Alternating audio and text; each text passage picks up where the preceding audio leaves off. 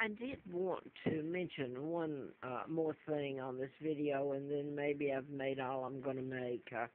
I don't know, I guess I'll have to buy a ticket out of town if I can get on the bus and have the money after putting these up. But I was noticing Windsor Court. This is, they just sent me an application, and they don't have, that I know of, HUD or low income, but I've put this on other videos.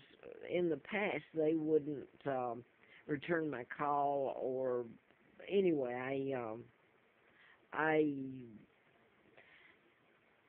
I didn't get in there, but they sent me a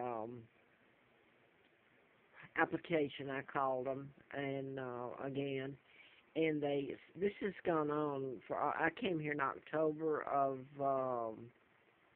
'86, and I've been deliberately made homeless. So the Windsor Court, there's a point to it though. Friendship Manor was, well, I don't know how old Friendship Manor is. This is where you have to give background on all the stuff. Ken Serpan was a news director when I came here for Channel 10. He left there and went to work for Friendship Manor, administrator. And I won't give any more background there. Of course, I went with all this stuff that I put on YouTube and all this about writing the book, Larry Flint, and in the political campaign and all that, and the murders that happened. And nobody will touch it. And about my kidnapping, I found out about being kidnapped from Buckingham Palace in '41 and brought to Moulton, Alabama. And I just put this on the videos. I had pictures of that family where I was taken, and I had pictures of my dad. And in 1939, where illegal George VI was with Roosevelt and his family, they were planning my kidnapping then. And I was kidnapped in '41 and brought to Moulton, Alabama, not too far from NASA, where NASA became Huntsville, Redstone Arsenal, and so much of this took place. But I came here in '86 after I'd tried to write a book.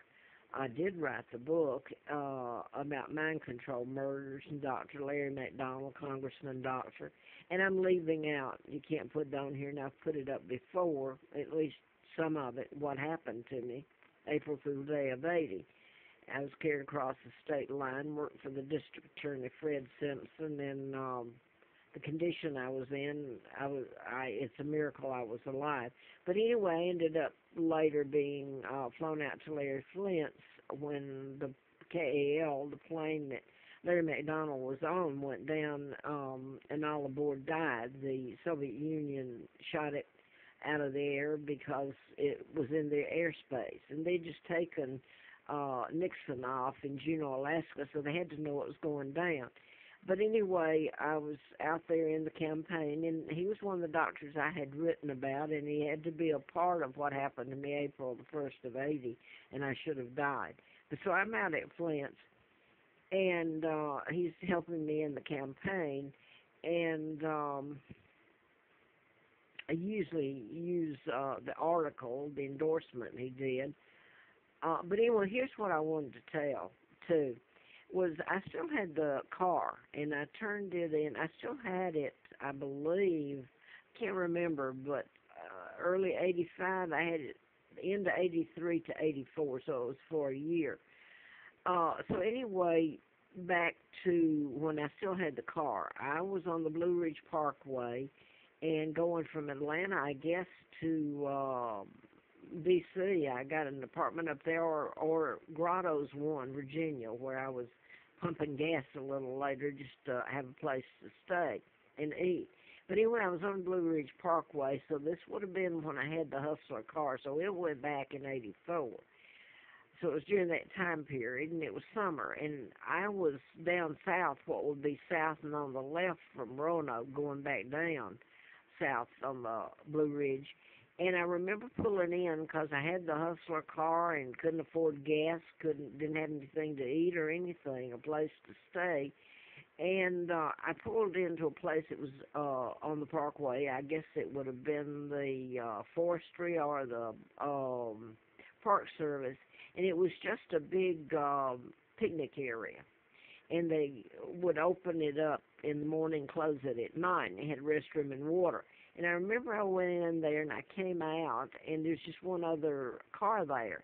And I remember it was a lady, and she had her mother there, and they started talking to me, and they're from Roanoke. They introduced themselves, and I it went out of my mind. I dismissed it. It didn't mean anything at the time. So I go on back, and I have to turn the car in later, and so this is from '84, the summer, and I'm on foot again, just pitched out to the cold. And I end up in Roanoke October the 20th of '86, so this is a couple of years later. And I'm on the street when I come here that night. That's when I had a bus ticket, and the British lady was on it, and I had to get off and get the police in Abington. I guess they did it through the Salvation Army or something, bought me a ticket on in here to Roanoke. Anyway, the British lady was here, and it was dark. It's 3 o'clock in the morning, cold. I don't have a coat.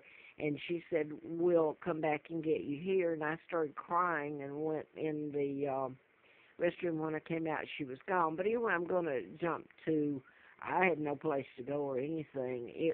So I don't know if it seemed like it was the 1st of November that I'm trying to think where I met her. I'm not going to tell their name, okay? I could, but I'm not going to put their name there. They're both dead, both of them anyway, but some of their families still live here. But I met her, and I can't remember where I met her, but it's the same lady that was up on the parkway I just told you about, and her mother, and she told me that she wanted me to come stay with her mother, and here's the point I'm getting to. It was across from Crossroad Mall, Grandview Village Apartments. There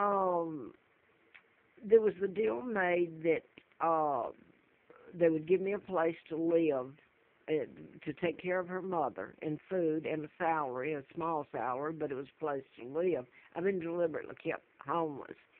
And with that, she went into Edinburgh. And it was brand new then, I might add. And this is where they let me in and used chemicals and did every dirty thing in the book like the rest of it. Anyway, I put it on the other videos. But anyway, when I went to Edinburgh then, this would have been when, in '06, for 6 months is all I could take of it, and left. And that's breaking leases makes me look bad because you don't see what's really happening, and it's so gross. But anyway, this same lady, they had been given a new apartment there. It had just been built in '86. She's gone there now. When I'm in Edinburgh, she is gone because she's sick, and she's in Friendship Manor, and I think she died there. But I'm putting this up here to tell how my whereabouts was laid out. I mean, this lady was supposed to meet me up on the parkway, and 2 years later I ended up staying with her mother here, and then so on and on. Anyway, I guess what I wanted to say, too, is you didn't hear about you heard about the Lindbergh kidnapping. You didn't hear about mine. I found out mine because the Brits were there, and Germans, and some Americans. But Windsor Court is a part of Friendship Manor now. This is where I got the application, and, you know, I'm going to just send it back to them. First of all, I can't afford it, but honestly, I'd be afraid to go there unless this mess is stopped. I don't know. But Windsor Court, I'd like to see Windsor Court. One that's telling the truth about what's been done to me, and I thought that was a cute little name for one of their buildings there in Friendship Manor. So I don't know. That's about what I wanted to say. I showed you before about Scott Hill. I just left. They had, you should see what they did. I took photos of that. The rest of it you can't take photos of. But anyway, that's about it.